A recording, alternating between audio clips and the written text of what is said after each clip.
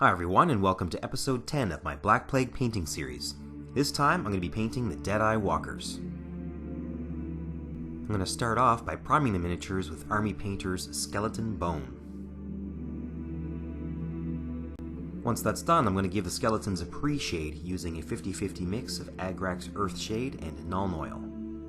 I'm doing the pre-shade for a couple of reasons. The first is that the pre-shade is going to help pick out all the details of the miniature, making it easier to paint in the long run. Second, I won't be doing a final highlight after I use the Quickshade, so this is going to help build up some contrast between the light and dark areas.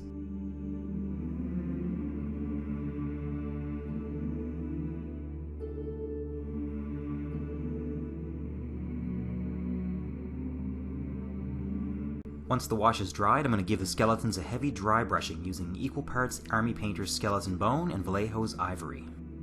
I'm dry brushing pretty much the entire miniature. This is the only paint that the bones are going to receive, so it's important that you get all parts of it with your dry brushing at this stage. As I'm dry brushing, I'm also only sweeping downward and a little bit from side to side. I'm avoiding making any upward strokes, since I want the underside of everything to be a little bit darker.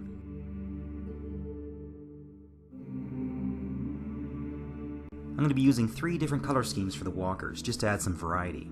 One group will be just like the character art with a red and green color scheme. The other 2 will have either a yellow and gray color scheme or tan and blue. The first part of the skeletons that I'm going to paint is their arming coats, and I'll start with the character art color. For this, I'm using Army Painter's Pure Red.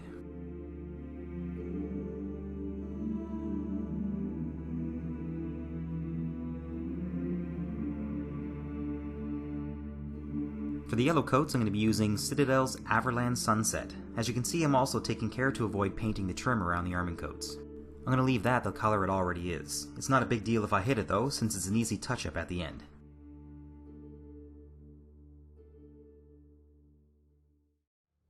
For all the skeletons holding daggers, I'm going to be painting the fabric hanging down from their waist with the same color I'm using for their coats.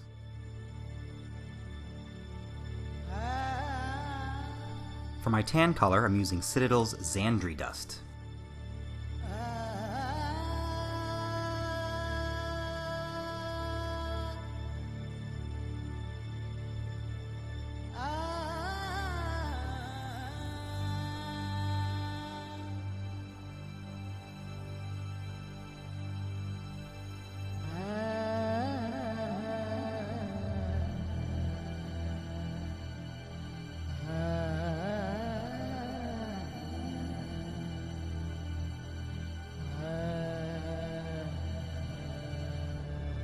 Next I'm going to paint the cloaks, and here you can see the colors I've chosen. For the green cloaks I'm going to be using a 2-to-1 mix of Army Painter's Mouldy Clothes and Angel Green. The important thing to remember when you know you'll be using Quickshade is to choose bright colors, because Quickshade is going to deepen the colors of everything fairly significantly.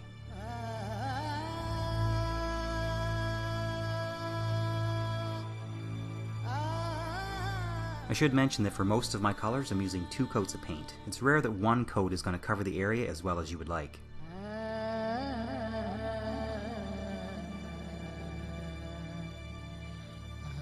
For the grey cloaks, I'm using Citadel's Eshin Grey.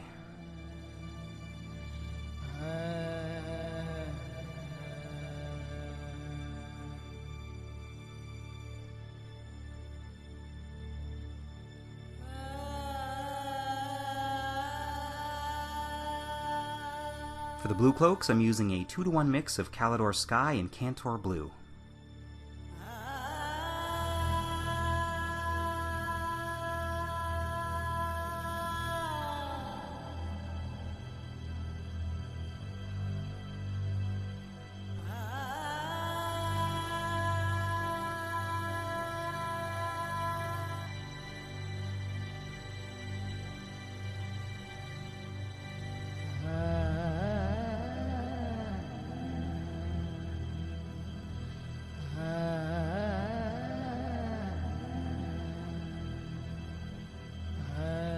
Once the cloaks are finished, the rest of the painting will be identical for all the skeletons. I'm going to start off by painting their padded armor using Steel Legion Drab.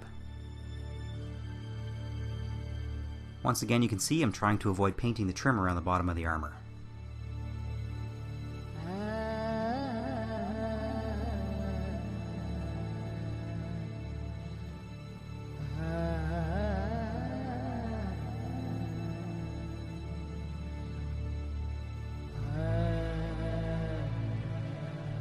I didn't use Steel Legion Drab on any of the armor for the skeletons carrying swords, so instead I'm going to use this color for the sheaths of their swords.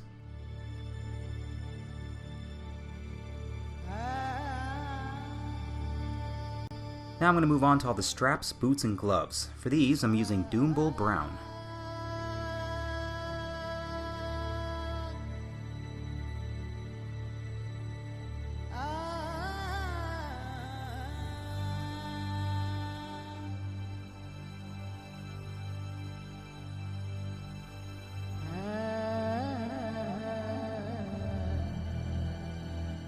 I'm also going to use this for most of the pouches and scabbards for the skeletons with daggers.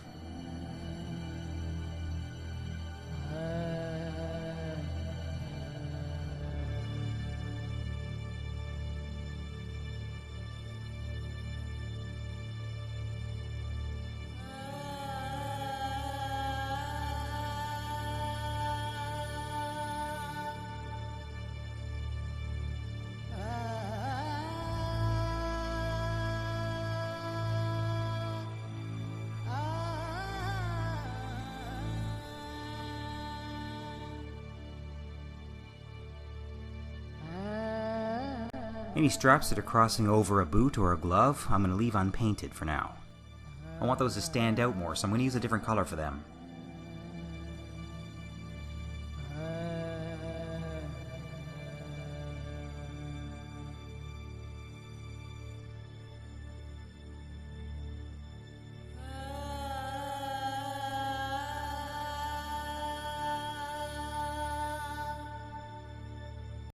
Next, I'm going to use Filthy Soot for the quivers and also for any straps that had too much red or Doombull Brown around them. Most of these are going to be on the boots and gloves, but I'm also randomly painting a few other straps and pouches with Filthy Soot. This is just going to help show off some of the detail which is otherwise hidden if the colors are the same or really close in hue.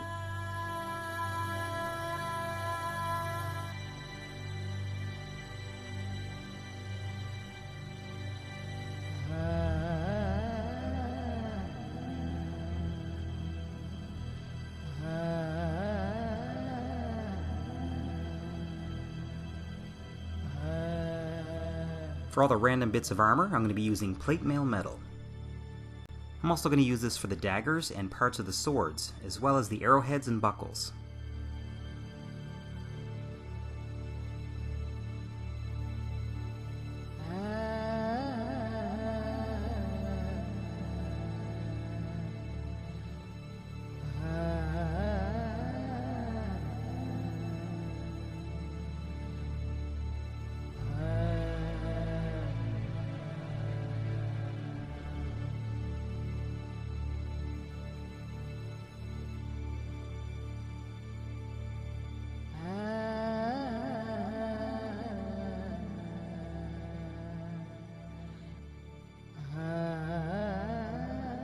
For the swords, I'm painting the tip of the scabbard, the crossguard, and the pommel.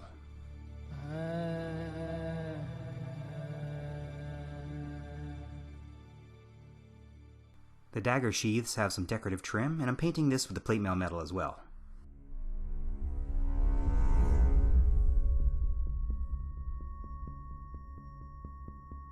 For all the weapons, I'm going to be using XV88. This includes the bows and arrow shafts, along with the grips on the daggers and the swords. Now, one thing you don't see in these videos is just how often I do touch-ups. After each color is dried, I'll look closely at each miniature to look for any mistakes or spots that I missed. This is especially important when using Quickshade, since once it's on there, it's a lot harder to fix mistakes you find later.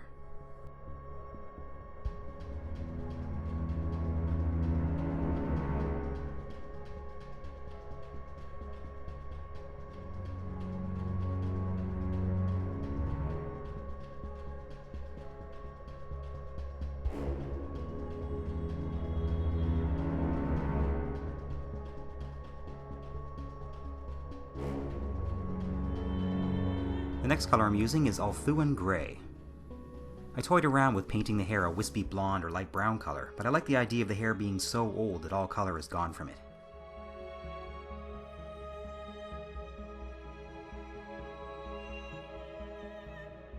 I'm also using this grey to paint the fletching on the arrows.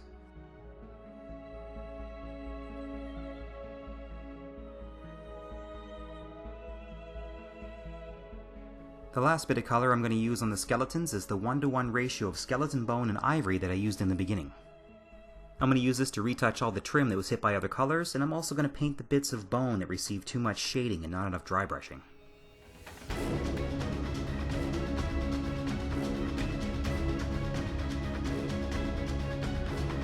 So here's what the skeletons look like with all their base colors on. The next thing to do is paint the bases. I won't spend a lot of time on this since I'm using the same technique I used with my other Black Plague miniatures.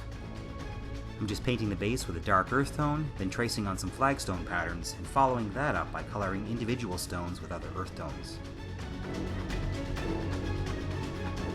These are examples of the colors I typically use for the flagstones.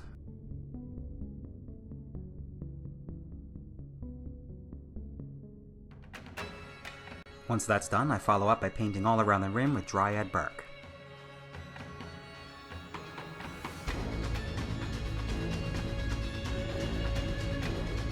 Once all the paint is dried, it's time for the Quickshade. Once again, I'm using Army Painter's Strong Tone. Anytime I'm quickshading miniatures in bulk, I'll do 2 miniatures at a time, first applying the Quickshade to one and then dabbing off the excess with my brush. Next I'll do the same to a second miniature, set it aside and go back to the first miniature and double check it for pooling Quickshade.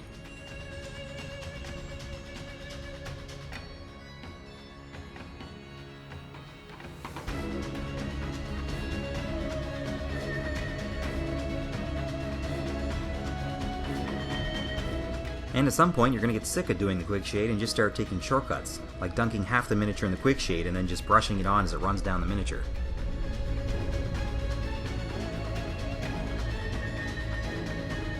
So here's a Quickshade before and after picture of the skeletons.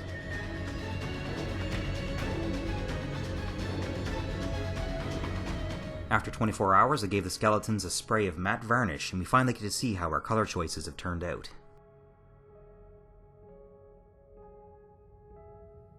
The final touch I decided to give the Deadeye walkers was a rust coating on their armor and weapons. For this I'm using Typhyus Corrosion and Ryza Rust.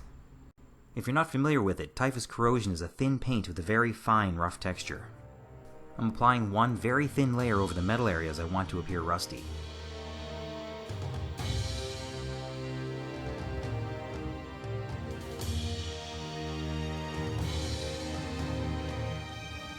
Once the Typhyus Corrosion is dried, I'm gently going to dry brush some Ryza Rust over it.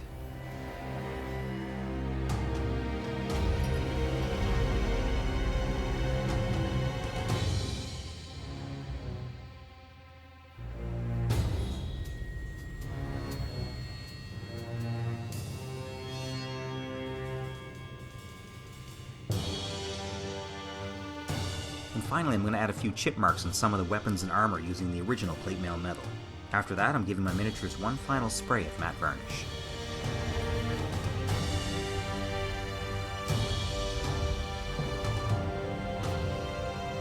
That concludes episode 10, and here you can see the finished product. I hope you found this video useful, and thank you very much for watching.